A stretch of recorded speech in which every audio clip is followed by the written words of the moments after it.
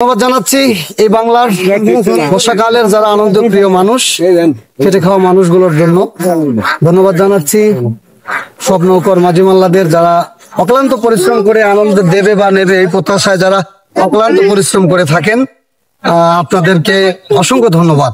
আর আপনারা সবাই নৌকা প্রতিযোগিতায় আসবেন। জয় পরাজয় এটা বিষয় না, বিশেষ করে আপনারা একটি কথা আমি বলতে চাচ্ছি, বিভিন্ন নৌকা থেকে বিভিন্ন রকমের কথা বলে, কিন্তু আসলে এটা বলার প্রয়োজন নেই। আমাদের বাক্যবাদে একটা কথা রয়েছে, বৃক্ষের ফলে পরিচয়। অবশ্যই ফলে যদি আপনি ভালো কিছু করতে পারেন তাহলে আপনার পরিচয়টা হবে। সো আপনি এক্সট্রা ভাবে কোনো কথা বলবেন না, এক্সট্রা ভাবে কোনো কথা বলে অন্য নৌকার মাঝি মাল্লাদেরকে রাগান্বিত করবেন না। আপনার ভালোবাসা সহযোগিতা আমরা কামনা করছি। আপনাদের ভালোবাসা সহযোগিতা ছাড়া আমরা কখনোই আনন্দিত হতে পারবো না।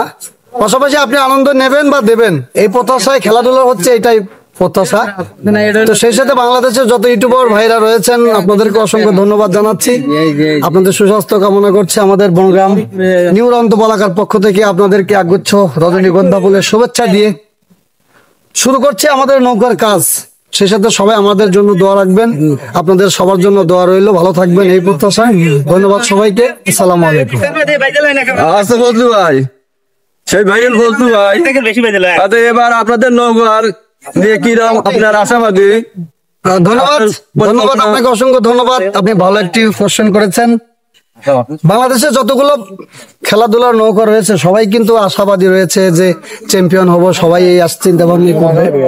তো সেই সুবাদে আমাদেরও একটি চিন্তা ভাবনা রয়েছে, যেহেতু আমরা আমাদের গ্রামের যে চেষ্টা চেতনা, আমাদের গ্রামের যে সুন্দর নৌকাটি রয়েছে, আমাদের প্রত্যাশা আমরা ভালো রেজাল্ট করবো ইনশাল্লাহ, ভালো পারফরমেন্স দেখাবো, দর্শককে আনন্দ দিব। তো সেই সুবাদেই কিন্তু আমাদের নৌকার কাজ শুরু হবে।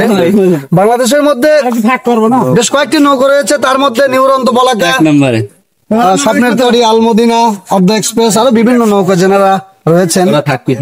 আর গত 2 বছরে যে 3টি নৌকা নতুন হয়েছেন, এবছর দিয়ে এনারা এখনো খেলায় আসতে পারেননি। তো আমি ওনাদেরকে ধন্যবাদ জানাবো। অবশ্যই ওনাদের সাথে আমরা খেলবো, পরিশ্রম করব অক্লান্ত, এরপরে জয় পরাজয় থাকবে। তো মন আল্লাহ তাআলার কাছে এটাই প্রার্থনা করব যে সবাই যেন খেলার সুযোগ পায় এবং সবাই যেন খেলার আকাঙ্ক্ষা মনের মধ্যে রেখে চেষ্টা করতে পারে। আমি একটি আগে কথা বলেছি, বৃক্ষের ফলে পরিচয়। আমি আম গাছ কি লিচু গাছ, সেটা বৃক্ষের।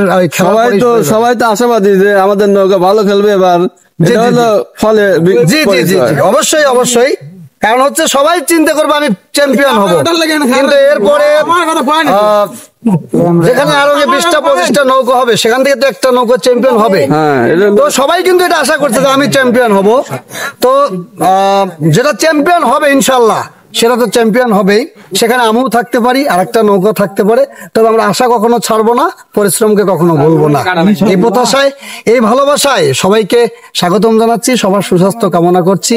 সবাই ভালো থাকবেন এবং আগামীতে খেলার জন্য সবাই প্রস্তুতি নেবেন, এই প্রত্যাশায় সবাইকে ধন্যবাদ জানিয়ে আমি আমার বক্তব্য শেষ করছি। আসসালামু আলাইকুম। ওয়ালাইকুম আসসালাম।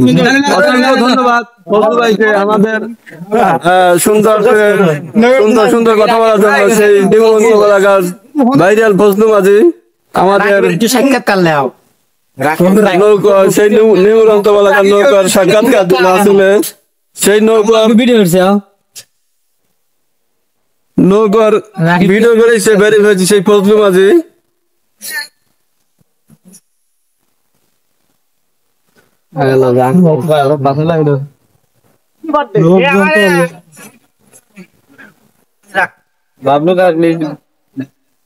বাঁশ গাছ